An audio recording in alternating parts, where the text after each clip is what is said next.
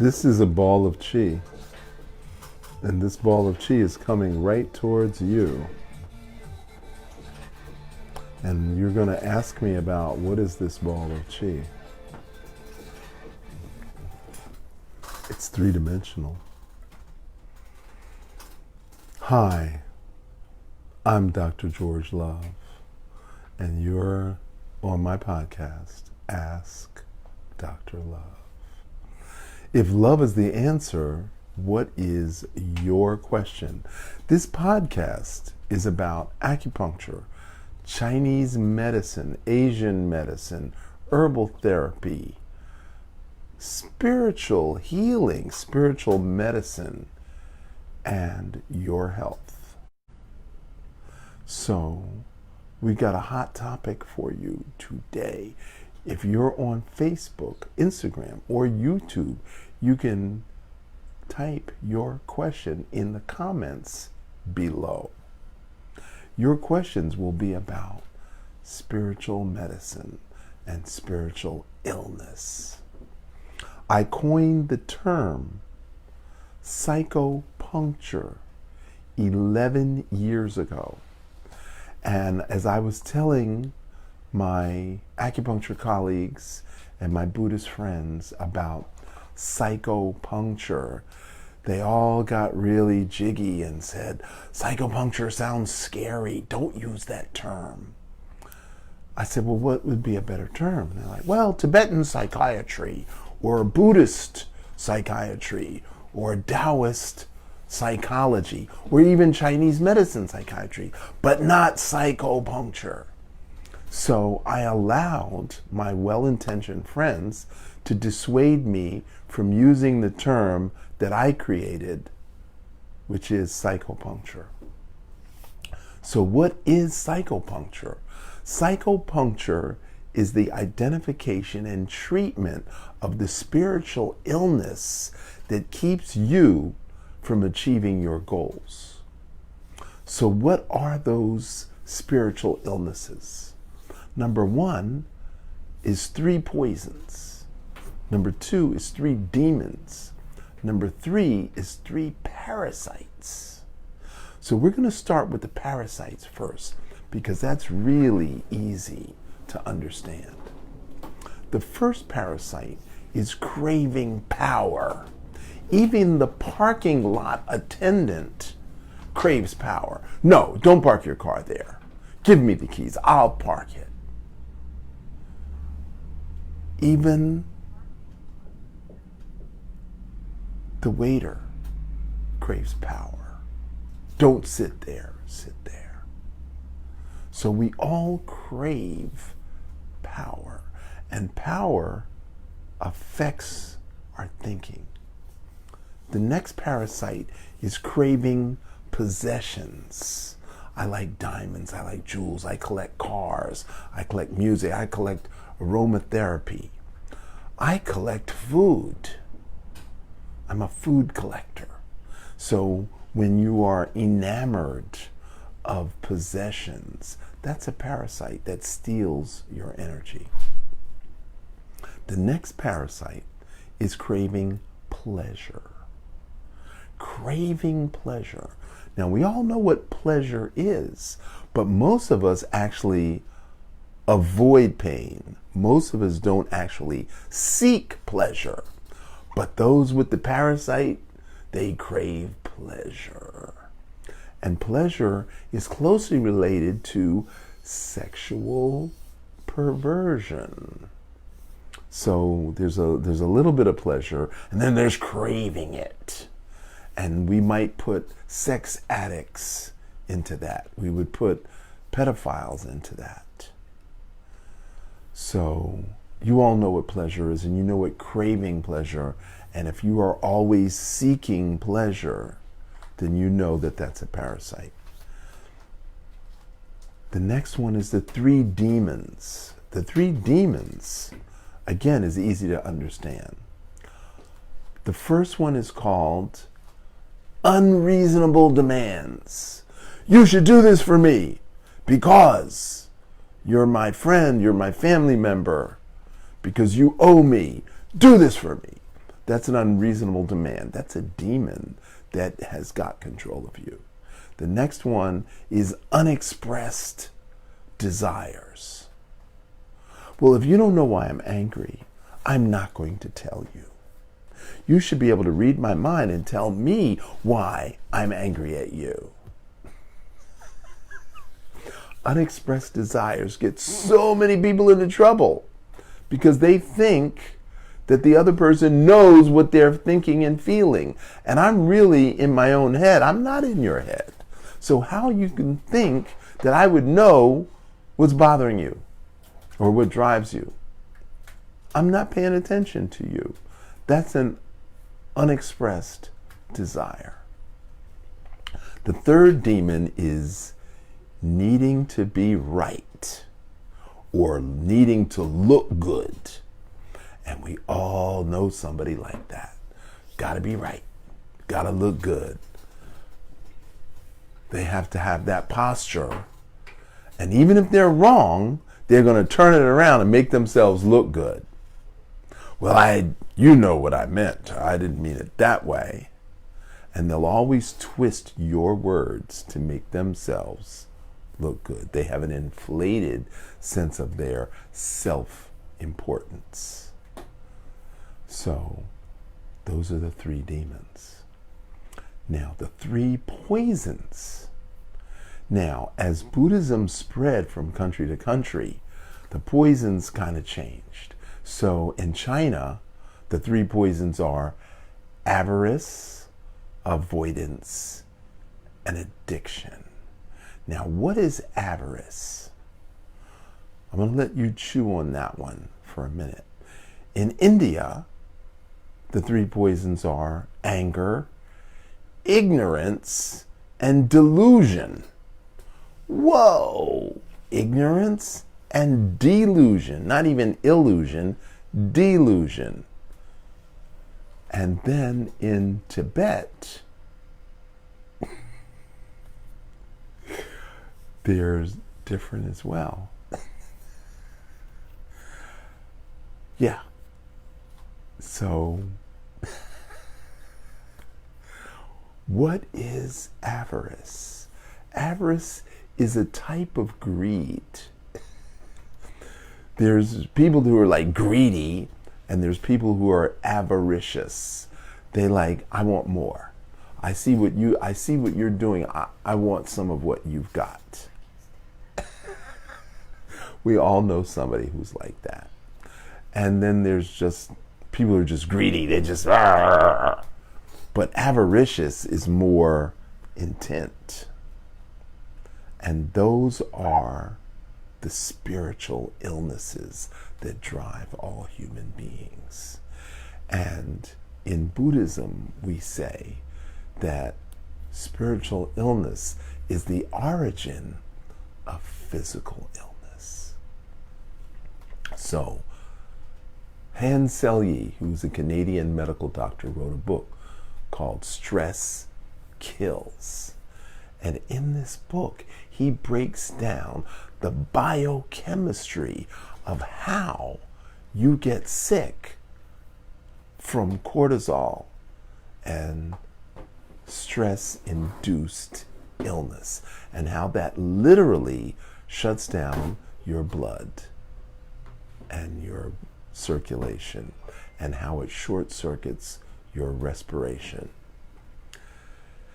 Now, it took 40 years for another scientist to come along and explain or verify what Han Selye had written in his book, because nobody wanted to be the one that says illness is self-created. Everybody wanted to say biology and parasites and bacteria and viruses and fungi were responsible for disease, and that drugs and surgery could cure it. Nobody wanted to be the one that says stress. Nobody wanted to be one that verified that stress caused disease, and that the cure for stress is meditation. So, what are the 3 virtues that cure spiritual illness? The 3 virtues, the 6 virtues. Generosity. Now, when we think of generous, we think of generosity of money. Donate to this cause, donate to that cause. Give here, give here. That's what we think is generosity. But generosity is actually generous of time. Spending time with someone. That is what is generosity. The second virtue is ethics. What are ethics? There's college courses of 13 weeks of ethics. There's tons of books written on ethics. We have a Bible. We have an Old Testament. We have a New Testament. We have the Pentateuch to describe what is ethical behavior. We've got the Quran. We've got the Dhammapada to describe what is ethical behavior. We've got another book called the I Ching. So many cultures have written books on ethical behavior and turned them into religions. But you know right from wrong. You don't need a book to tell you what is right and what is wrong. So ethical behavior is the one that does not cause harm to another person. Ethical behavior is one that does not cause harm to another person. The next virtue is patience. You might have heard of a book called The 4 Agreements. But in Africa, there's an expression, it's sabali. It means if you sit by the river long enough, you will see the body of your enemy floating by. Have patience. The next virtue is joyous effort. How many people go to work every day and do jobs that they're good at, but they absolutely, positively hate their jobs? I know so many graphic designers that hate their jobs. I know artists that hate their job. I know engineers that hate their jobs. I know IT people who are brilliant and they hate their jobs. Wow. That's efforting. I know people who work really hard. I know people who do hard physical labor, but there's no joy in what they do. So whatever you choose to do to earn a living, to help someone else, to keep your home neat, clean, and pure, to help your mother, to help your grandmother, to help your auntie, to help a neighbor, there has to be joyous effort. You must do everything with love and joy. That is the 4th virtue. The 5th virtue is concentration. So somebody asked me, what is concentration? Why is that a virtue? Why is that important to be able to concentrate? So I asked, you ever hear of an airhead? You ever hear of a space cadet? Have you ever heard of willy-nilly? Have you ever heard of silly girl? Have you heard of Blondie? These are all examples of not concentrating. So concentration is definitely a virtue. Mental intention, focus, and will. That is concentration. And the last virtue, the sixth virtue, is the virtue of wisdom. Now, all of us, from time to time, have been interested in a particular subject, and we crave knowledge about that subject. And we go out and buy books, and we take courses, and we do workshops, and we do webinars on that subject. And we collect all this information about that subject. But 99% of people do not apply the knowledge that they've gained, because the application of knowledge, that is wisdom. To know and not to do is not to know. So you must apply the knowledge that you've gained over the decades of your life by observing your parents and your grandparents and your aunts and uncles and your friends' parents. Observe them, gain insight, gain knowledge, and then apply it in your own life. Because this will keep you from getting sick. I say it every day.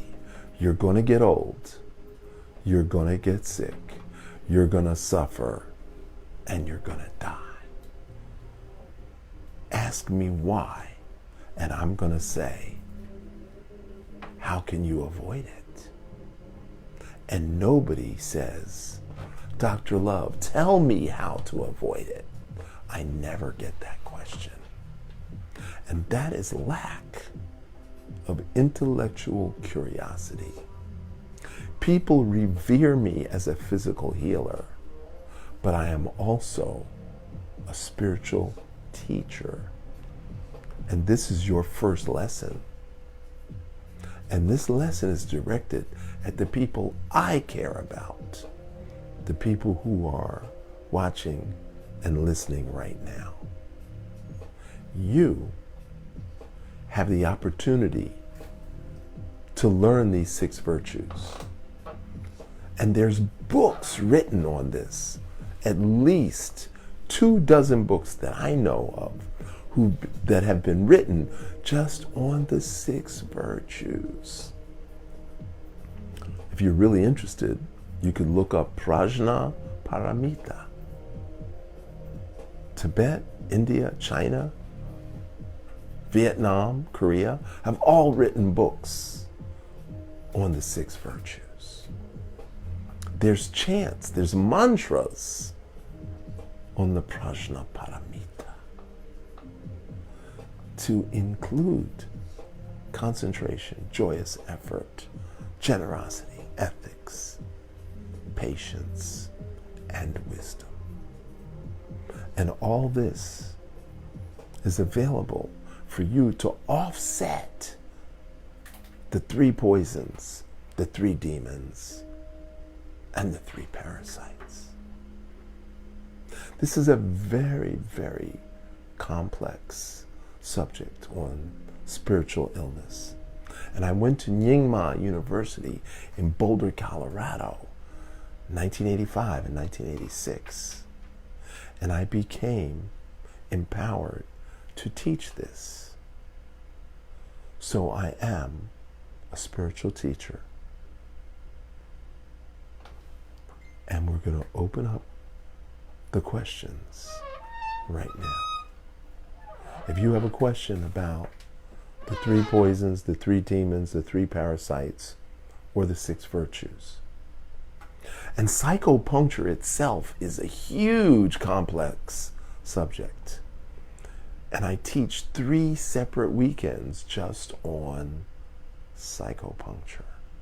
Full all day Saturday, all day Sunday workshops on psychopuncture and how to heal spiritual illness. So, Katniss, you want to read the 3 Tibetan poisons?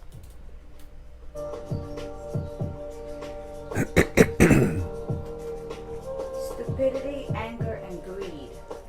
Wow, stupidity, anger, and greed are the 3 poisons in Tibet.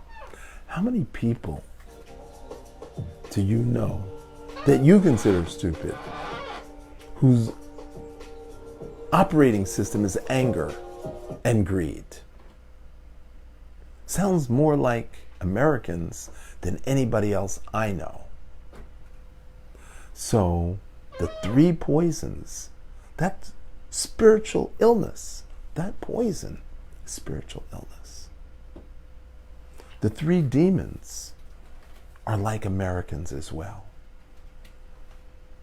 Unexpressed desires, unreasonable demands, and needing to be right or look good. And the 3 parasites also sound very much like Americans, craving power, craving possessions, and craving pleasure. Those are spiritual illnesses. And Pyscho-Puncture helps you self-identify the issues that you need work on. And then we can prescribe acupressure tapping. We can prescribe 6 healing breaths. We can prescribe 6 healing tones. We can prescribe 6 Qigong exercises. So there's many ways that we can treat spiritual illness. But it's up to you. I know this topic is shocking because you've got to look at yourself. And no one wants to self-identify. No one wants to know that they are guilty of the 3 poisons, the 3 parasites, and the 3 demons. No one wants to claim that they know that they are spiritually ill. Dr. Lau, Yes, we have a question. Can you explain to us how these 3 poisons, demons, and parasites affect our relationships? Wow, that's such a great question. Katniss asked how the 3 poisons, 3 demons, and 3 parasites, how they affect your relationships. Well, I'm so glad you asked me that question because that is the first thing that they do is affect your relationships. Because the people that you say you care about, when you express anger at them, when you avoid them, all the time, when you need to be right when you're talking to them, like parents, gotta always be right. Parents sometimes have unexpressed desires, and parents sometimes have unreasonable demands. And then as adults, we carry that over into our interpersonal relationships, where we need to be right, where we make unreasonable demands. And we put our addictions first.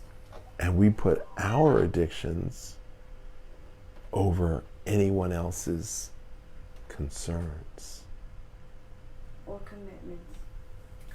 Wow, that's very interesting. So, if I'm craving pleasure and you're in my way of getting my pleasure, I'm going to disregard you.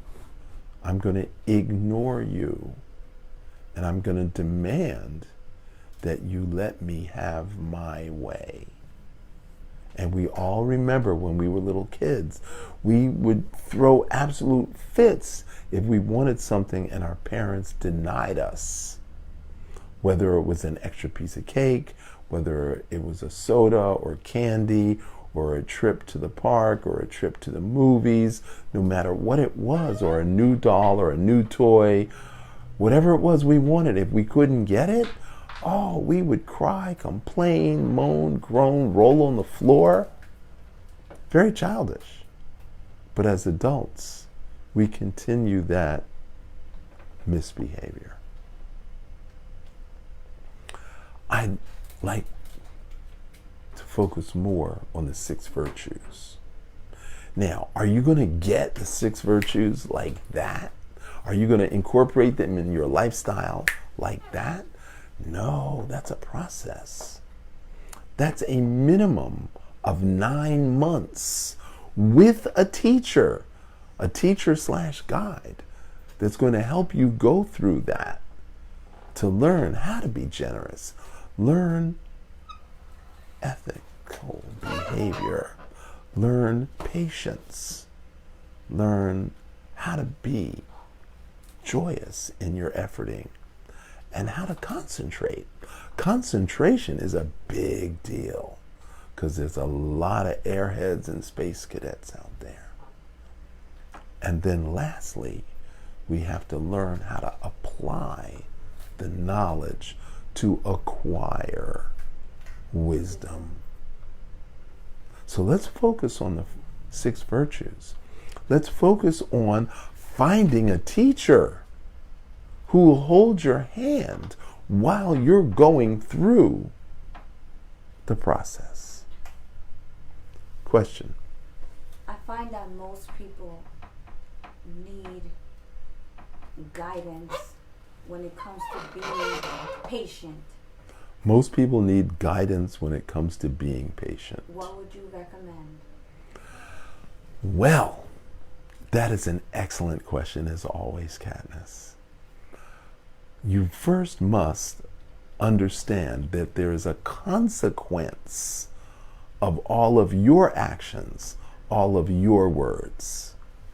So you must first ask yourself, is my word or my action going to get me what I want? So I remember as a child, I would run in my parents' bedrooms early in the morning and I would jump on the bed and I would, Mommy, I want waffles for breakfast. Or can you take me here? Or can you do this with me? And my mother would rub her eyes and she'd look at me and she's like, don't wake me up first thing in the morning with those questions. Ask me later. And as a child, I didn't understand and I completely was unhappy with her response. But by the time I turned 10, 11, 12 years old, I realized I had to pick the time to approach my mother to get what I wanted. So I had to learn patience with my mother. I had to learn to be appropriate with the question and the timing. It's called delayed gratification. When you go from puberty to young adulthood, you learn delayed gratification. And that is the first lesson in patience. Does that clarify things for you? Yes. Quick question. Somebody wants to know where they can find the book you mentioned, and the stress book and the second book. Stress Kills by Han Selye. You can find that anywhere. And the Prajna Paramita, you can Google it. Like I said, there's over 24 books written on that. The project? Prajna, Prajna, Paramita. Prajna, Prajna, Paramita, Paramita. Prajna Paramita. The 6 perfections or the 6 virtues. You can Google that. This is a very complex topic. And as I said, as it went from India to China to Tibet to Korea to Vietnam, they all changed it slightly based upon their cultural understanding at the moment. You had a question. Dr. Love, what do you suggest for people who would like to see more generosity, ethics, patience, joyous effort, and wisdom from other people? Well, you are sadly in for disappointment. You cannot have any expectation of any of those things from anybody, especially not your parents and not your loved ones. Those are virtues that you have to cultivate in yourself. And when you cultivate those virtues, then energetically, you magnetically pull those people into your life who match your generosity, match your ethics, match your patience, your joyous effort, your concentration, and your wisdom. So are you saying that in order for us to get patience, we need to give patience? Wow. Is that what you're saying? That's exactly what I'm saying. Oh, wow. You got that. Okay. So if you want something from another person, then you have to be that in yourself. Because if you're not patient and you're expecting other people to be patient with you, you are not going to get what you want. You're going to actually push it away. So I want to thank the Holistic Motivator for being an inspiration to the millennial generation who feels self-entitled, who feel that they deserve respect before they give respect, who feel that they should receive before they give. They don't understand that trust must be earned, that patience must be earned, and that being entitled to express your feelings is not going to get you what you want. Somebody asked, how do you pull those types of people into your life? You just have to be that. You said you answered it. I've already answered that. You have to cultivate that. And like I said, it's not an instantaneous thing. It takes at least 9 months just to get a handle on all of those. And you might be good at one and not good at the other. But you need a teacher. You need a spiritual guide, somebody who's going to hold your hand through the process of your growth and development. And there's a dozen movies on this subject, not entitled The Six Perfections or The Six Virtues. But one stands out in particular about an orphan that was adopted by a Buddhist teacher. And the little boy grew up and became enamored of a girl. And when the girl rejected his advances, he killed her. Even though he was raised in this Buddhist environment, his emotions got the best of him. He went to prison, and he got out of prison and went back to the monastery. And the man who raised him was near death. And when his teacher died, he became the Buddhist. And then lo and behold, another little orphan boy came to him. And now he became the teacher of the orphan that he was. Wow. Life in a complete circle. I was impetuous young man. I was loud and aggressive. And I chose teachers who brought out the best in me, showed me the best parts of myself. And now I am the mentor to other young men who remind me of myself in my youth. And I'm so happy to be a spiritual teacher because everything they have thought, felt, and experienced, I've gone through the same exact thing. And I have weathered the storm, and I've come through the fire. I have climbed the mountain, and I'm here to share my wisdom with you. Somebody wants to know if you personally mentor young men. I do. How do they start? How do they start? Well, first they have to have a letter of recommendation. And then they have to go through the board of directors of the Blue Dragon tribe. And once they've met those 2 criteria, then they get a chance to meet me in person. And then, if I so desire, I can become their mentor. But you also do coaching and consultation? Yes, I do private consultations and coaching. If you're already on a spiritual path, if you've already chosen one path, I can guide you along that path. If you've never chosen a path, then I can suggest a path for you to start. So on my journey, I spent 3 years in Japanese Buddhism, and then I spent 3 years in Tibetan Buddhism, and then I went into Tibetan psychiatry, and then I went into medical Qigong, and on and on and on and on, and I never stopped learning. 4 decades later, I am still mastering the subjects because you can't know it all.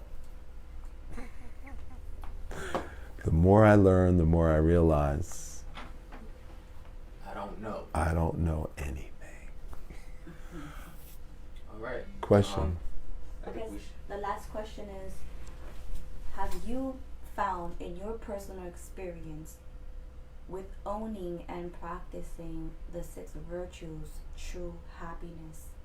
And can you please explain? Well, I used to chant the Prajna Paramita immediately after doing my Qigong. My master was particularly hard on me. I can't begin to stress the things he did to me that I thought were hurtful. And years later, when I questioned him about it, he said, coal only becomes a diamond through heat and pressure. He said, I could see your excellence, and that's why I was extra hard on you, more so than the other students, because I demanded excellence from you. So I had to cultivate generosity of time. That was the one thing I didn't want to share, was my generosity of time. I was good with ethics, and I was good with joyous effort, which I had learned in the military, and I was good with concentration. But I had to use all of that to cultivate wisdom. And it was only when I got the last virtue, which is generosity of time, and that was 2009 when my spiritual teacher died. That's when I realized that I had achieved my goal. Thank you. Thanks for sharing. So I'm glad that I chose this topic today, because as I said, this was for the people that I care about, because everybody's thinking about the body, and sometimes people talk about the emotions, but nobody ever talks about spiritual illness. And Pyscho-Puncture is the way to treat spiritual illness. Your health is in your hands. Prevention is the only cure. And in order to be well, you've got to spiritually evolve. Thank you. I'm Dr. George Xavier Love for the Blue Dragon Qigong Academy.